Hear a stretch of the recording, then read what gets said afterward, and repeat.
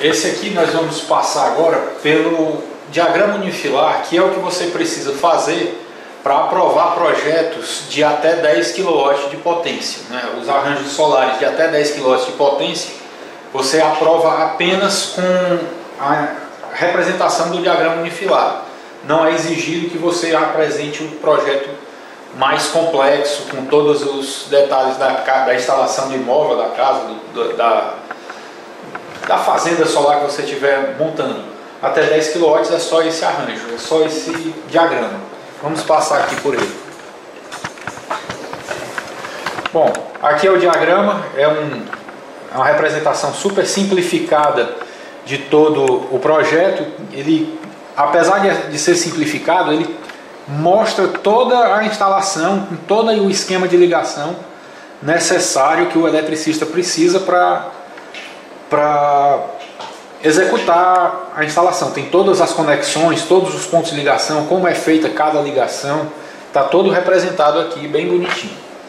Vamos lá, a primeira parte do projeto de instalação solar é de onde o sol entra no seu sistema, né? O sol incide sobre as placas solares. Ela, nesse caso aqui, é um sistema de 20 placas solares de 5 kW.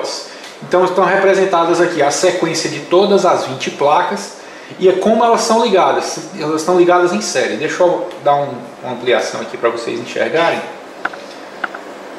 Ela está feita toda a ligação em série. Foi representada aqui todas as 20 placas e suas ligações, o positivo e o negativo. O negativo de uma placa conectada ao positivo da outra. E assim, em sucessivo, elas vão se ligando, o positivo de uma com o negativo da outra, vai se ligando até chegar no final da série, retornar pela placa de cima e continua sendo ligado. Negativo de uma placa, no positivo na outra, assim por diante, até que no final de todo o arranjo solar, eu tenho aqui vai sobrar para mim um cabo positivo e um cabo negativo. Esse cabo positivo e esse cabo negativo são os que a gente vai levar até o quadro de proteções, que é o string box também chamado. No string box vem lá o cabo positivo e negativo. Ele vai entrar num fusível positivo, num fusível negativo e depois vai ser direcionado para o DPS. Quando chega no DPS, ele entra no terra. E também quando sai do fusível ele vai para a chave seccionadora de corrente contínua. Saiu da chave seccionadora de corrente contínua, ele entra no inversor, na conexão de corrente contínua do inversor. Bom, o inversor transforma essa corrente contínua em corrente alternada e do inversor ele retorna para o quadro de proteções, já transformado em corrente alternada, e vai para um medidor de produção. Márcio, esse medidor aí é interessante, que foi um medidor que foi comprado, né? Isso. Para essa instalação aí.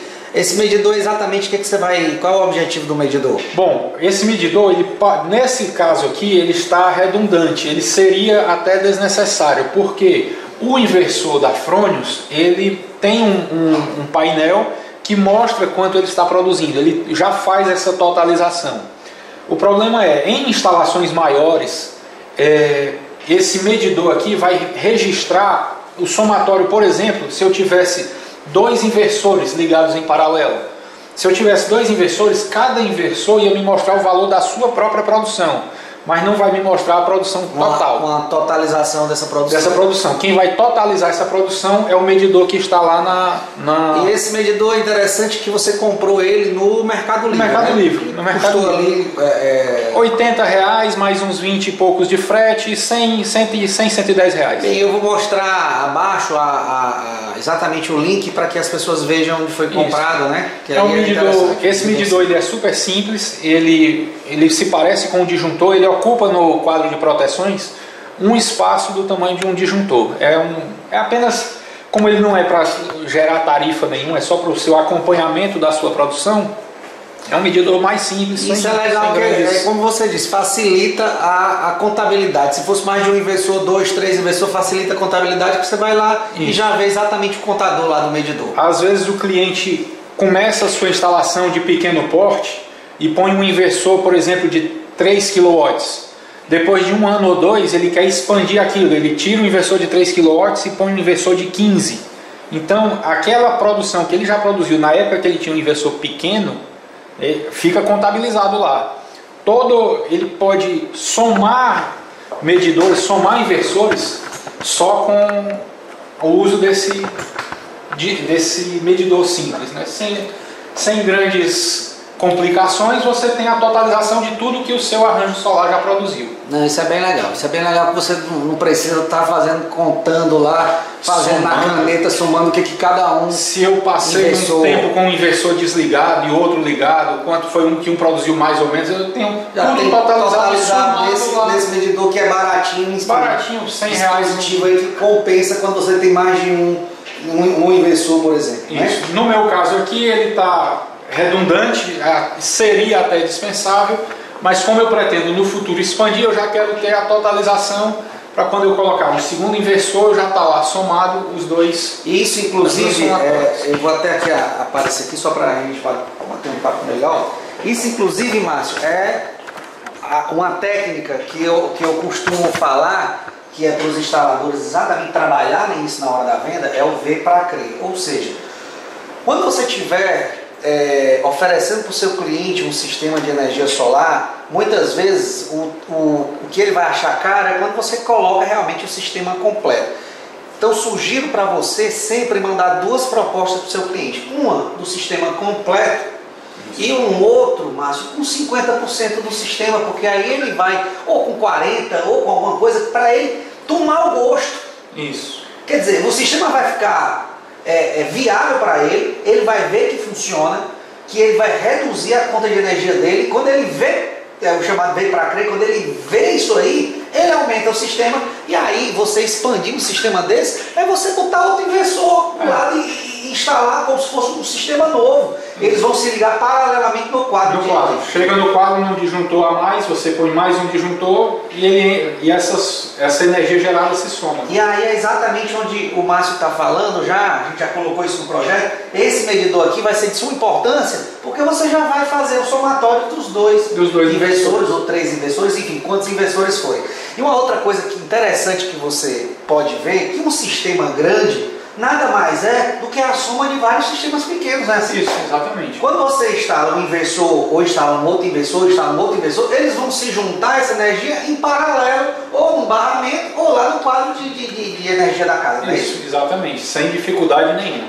Então, na verdade, quando você diz, o que eu vou fazer se eu só tenho um sistema de 25? Não, 3 sistemas de 25 dá 75, né? Exatamente. Exatamente.